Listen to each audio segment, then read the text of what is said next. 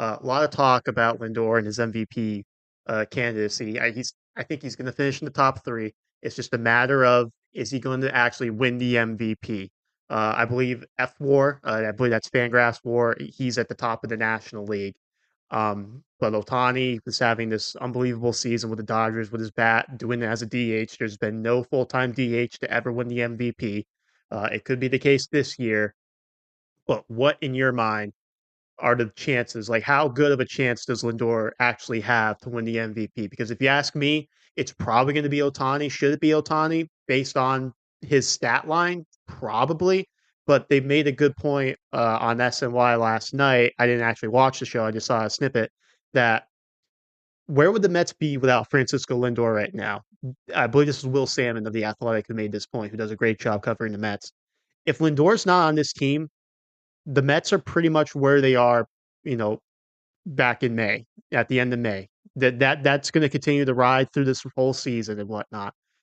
The Met, it's hard to single a guy out for being the sole reason why the Mets are in this position, but Francisco Lindor is a monster part of why the Mets are where they are right now.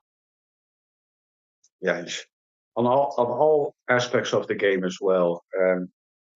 In my honest opinion, the DH winning the MVP is like a reliever winning the Cy Young, and Otani gets close to that because he's been so good.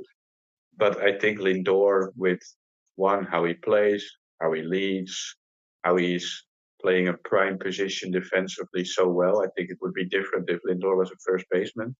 Then I think it would be clearer Otani. But he's a shortstop who plays every single day, who is out there playing elite defense, and who is out there probably getting a 30-30 year yet again, um, coming off a horrendous first month. He's been carrying us for months. Um, and to me, the ability to play a premier position every single day at such a high level is such a big thing for me, uh, because I do like the MVP to be a player who does everything well and not just bat well.